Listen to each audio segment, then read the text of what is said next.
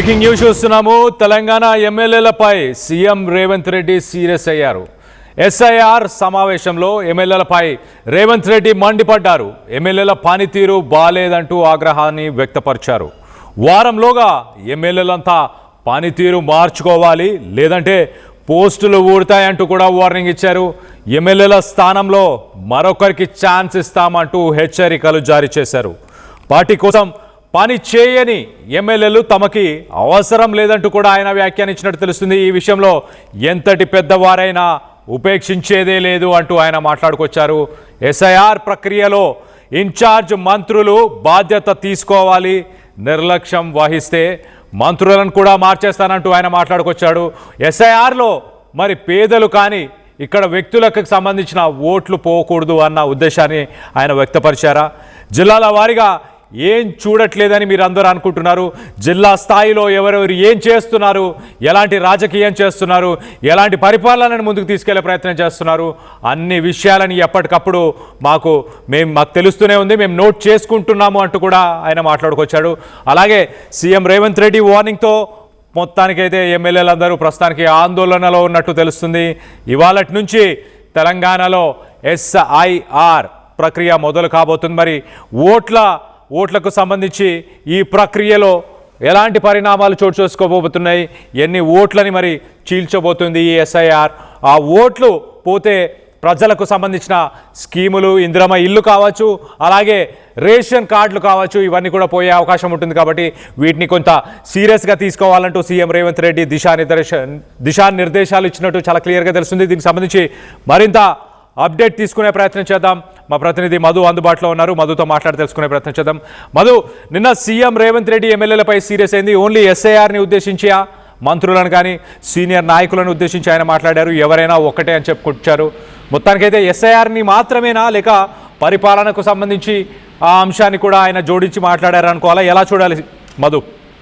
Exactly, అంటే ప్రతిపక్షాలు already ఒకవైపు బీజేపీ, బీఆర్ఎస్ పార్టీ సర్క్ సంబంధించినటువంటి విషయంలో ఈ రోజు నుంచి ప్రారంభం కానుంది. కాబట్టి వాళ్ళు గత 15-20 రోజుల నుంచి దీంట్లో యాక్టివిటీలో చాలా పార్టీలు చాలా యాక్టివ్ గా ఉన్నాయి. వాళ్ళను జాగృతం చేయడము, సర్వ్ విషయంలో ఎట్లా యాక్టివేట్ గా ఉండాలి, ఓట్లు తొలగించకుండా ఎట్లా ఉండాలి, వారి పార్టీకి సంబంధించినటువంటి వాళ్ళు గ్రౌండ్ లెవెల్లో వారికి అవగాహన సదస్సులు చేస్తా ఉన్నారు, సమావేశాలు ఏర్పాటు చేసుకుని అందరినీ ఎడ్యుకేట్ చేస్తా ఉన్నారు దీంట్లో. కానీ కాంగ్రెస్ పార్టీకి సంబంధించినటువంటి విషయంలో ఇప్పటివరకు సర్వ్ విషయంలో దృష్టి పెట్టకపోవడం పైన ముఖ్యమంత్రి సీరియస్ అయ్యారు. నిన్న సంబంధించినటువంటి సమావేశంలో ఎమ్మెల్యేలకు డైరెక్ట్ గా హెచ్చరిక జారీ చేశారు.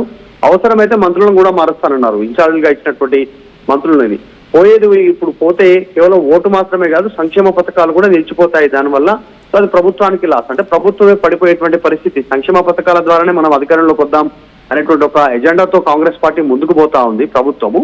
ఇప్పుడు సర్వ్ ఓట్లు తొలగిస్తే, ఇప్పుడు పశ్చిమ బెంగాల్లో చూసాం, తర్వాత అస్సాంలో చూసాం, బీహార్ లో చూసాం, ఈ సర్ ఇంప్లిమెంటేషన్ చేస్తూ పోతున్నటువంటి సందర్భంలో అక్కడ లక్షల ఓట్లు తొలగిస్తా ఉన్నారు. సో ఇదే విషయం తెలంగాణలో కనుక ఇంప్లిమెంట్ అయితే, ఎందుకంటే తెలంగాణను ఒక మినీ భారత్ గా చెప్పుకుంటారు. భారతదేశంలో ఉన్నటువంటి అన్ని రాష్ట్రాల ప్రజలు తెలంగాణలో నివసిస్తారు, ముఖ్యంగా హైదరాబాద్ కు సంబంధించినటువంటి ప్రాంతాల్లో. తర్వాత జిల్లాల్లో, ఉమ్మడి జిల్లాల్లో నిజామాబాద్, ఆదిలాబాదు, ఖమ్మము, ఇట్లా కొన్ని ప్రాంతాల్లో మహబూబ్ నగరు, తర్వాత జహీరాబాద్ ఏరియాలో కొంత కూడా ఇతర రాష్ట్రాల నుంచి ఇక్కడ నివసించేటువంటి వారు ఉన్నారు. వాళ్ళు ఆయా రాష్ట్రాల్లో ఎన్నికలు జరిగినప్పుడు అక్కడ ఓటేస్తా ఉన్నారు, ఇక్కడ ఓటేస్తా ఉన్నటువంటి పరిస్థితి. సో ఆ ఓట్లన్నీ తొలగిపోయే పరిస్థితి ఉంది. వాళ్ళందరూ సంక్షేమ పథకాల్లో ఇంక్లూడ్ అయినారు.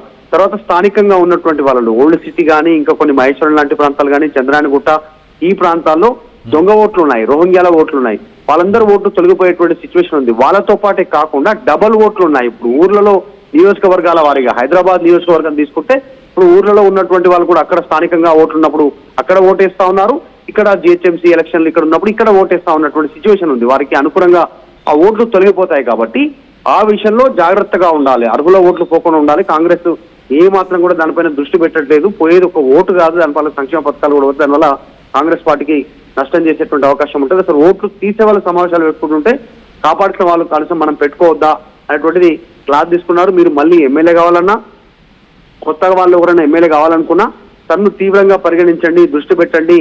ఇవి సర్క్ సంబంధించిన అన్ని డాక్యుమెంట్స్, నివేదికలు నా దగ్గర ఉన్నాయి. 10 days టైం ఇస్తా ఉన్నా, 10 days లోపల మీరు ఈ విషయం పైన దృష్టి పెట్టకపోతే మార్చడానికి నేను సిద్ధం అంటూ మంత్రులకు కూడా ఆయన సీఎం చాలా సీరియస్ వార్నింగ్ ఇచ్చారు. ఎస్ఐఆర్ పైన ఎంపీలు, ఎమ్మెల్యేలు, ఎమ్మెల్సీలు ఇన్ఛార్జ్లతో కూడా సమావేశం ఏర్పాటు చేసుకున్నటువంటి పరిస్థితి. జిల్లాల వారీగా ఏ పార్టీ ఎన్ని సమావేశాలు పెట్టిందనేటువంటి వివరాలు సీఎం తెప్పించుకున్నారు. బీఆర్ఎస్ ఎన్ని సమావేశాలు పెట్టుకుందని. ఇప్పటికీ దాదాపు బీఆర్ఎస్ 80కి పైగా నియోజకవర్గాల్లో సమావేశాలు నిర్వహిస్తా ఉంది. ఈ రోజు కూడా మరొక సమావేశం ఉంది కేటీఆర్ ఆధ్వర్యంలో. అటు బీజేపీ పెద్ద ఎత్తున సమావేశాలు నిర్వహిస్తా ఉంది. ఇక కాంగ్రెస్ ఎందుకు యాక్టివ్ గా లేదు, మీరు ఎందుకు అధికారంలో ఉన్నామని నిద్రమత్తులో ఉన్నారనేటువంటి సీరియస్ వార్నింగ్ ముఖ్యమంత్రి ఎమ్మెల్యేలకు, ఎమ్మెల్సీలకు, మంత్రులకు సీరియస్ వార్నింగ్ ఇచ్చినటువంటి సిచ్యువేషన్ అయితే కనిపిస్తా ఉంది.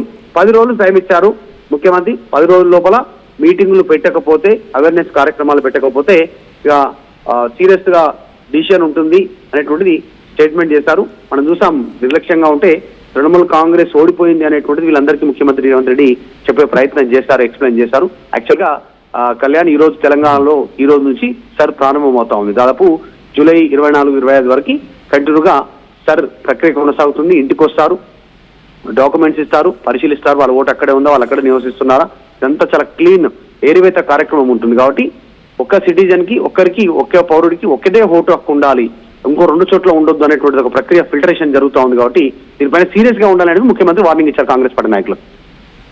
Right Madhu, thanks for the latest update. మొత్తం మీద ఎస్ఐఆర్ ప్రక్రియలు ఇవాళ నుంచి మొదలు కావడంతో ఎంపీలు, ఎమ్మెల్యేలతో జూమ్ కాల్ మీటింగ్లో మాట్లాడిన సీఎం రేవంత్ రెడ్డి ఎమ్మెల్యేల పనితీరు, ఎంపీలు, మినిస్టర్ల పనితీరుపై కొంత సీరియస్ అయ్యారు. ఎస్ఐఆర్ని చాలా సీరియస్గా తీసుకోవాలి, వెస్ట్ బెంగాల్లో జరిగిన పరిణామాలని గుర్తు చేసుకోవాలి, ఖచ్చితంగా సంక్షేమ పథకాలు, రేషన్ కార్డులు ఇవన్నీ కూడా తొలగిపోయే అవకాశం ఉంటుంది. ఎస్ఐఆర్లో ఓటు హక్కుని కోల్పోతే, సంక్షేమ పథకాలు కోల్పోతే అది మన పార్టీకి వచ్చే ఒక పెద్ద ముప్పుగా దాన్ని పరిగణించాలి.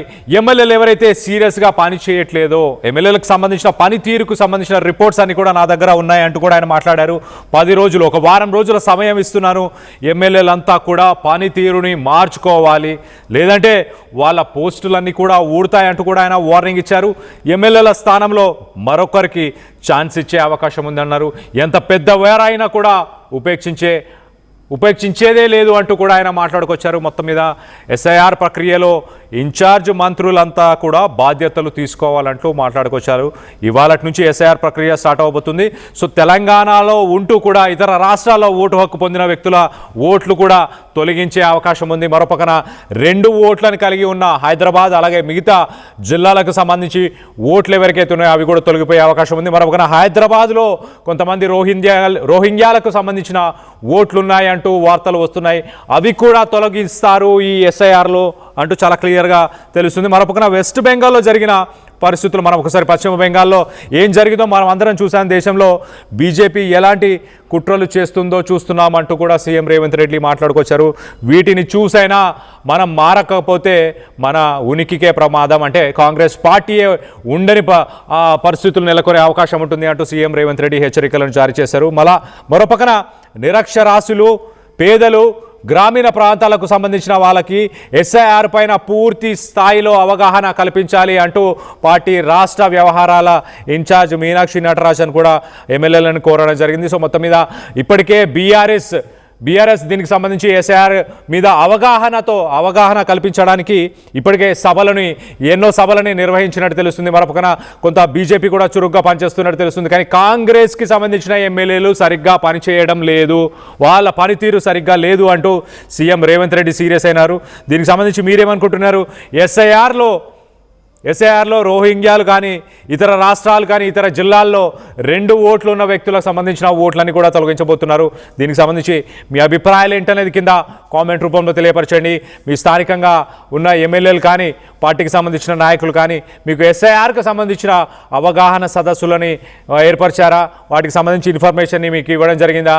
ఎస్ఐఆర్ పైన మీకు క్లారిటీ ఉందా అన్న దానిపై కూడా కింద మీ అభిప్రాయాలను కామెంట్ రూపంలో తెలియపరచండి.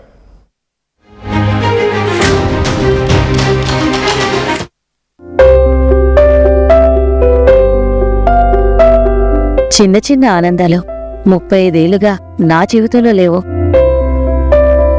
35 ఏళ్లుగా నేను డైపర్లలో బ్రతికాను. 6 సెంటీమీటర్ల ఫిస్టులా నా మూత్రాశయంలో లీకు కారణమైంది. ఎవరూ నాకు సహాయం చేయలేకపోయారు. ఏఐఎన్యూలో వైద్యులను కలిసే వరకు. అక్కడ వారు రోబోటిక్ శస్త్రచికిత్సతో నాకు పరిష్కారం ఇచ్చారు. వారు నా ఆత్మవిశ్వాసాన్ని కూడా తిరిగిచ్చారు. Precision Care makes it possible. The Center for Robotic Surgery at AINU. జలుబు తలనొప్పి ఒళ్ళు నొప్పుల నుంచి ఉపశమనం శాస్త్రీగా. జలుబు తలనొప్పి ఒళ్ళు నొప్పుల నుండి ఉపశమనం శాస్త్రీ బామ్ ఇప్పుడు 5 రూపాయల ప్యాక్ లో కూడా. టోర్నమెంట్ కి ముందు పెయింట్ ఎలా చేస్తాం?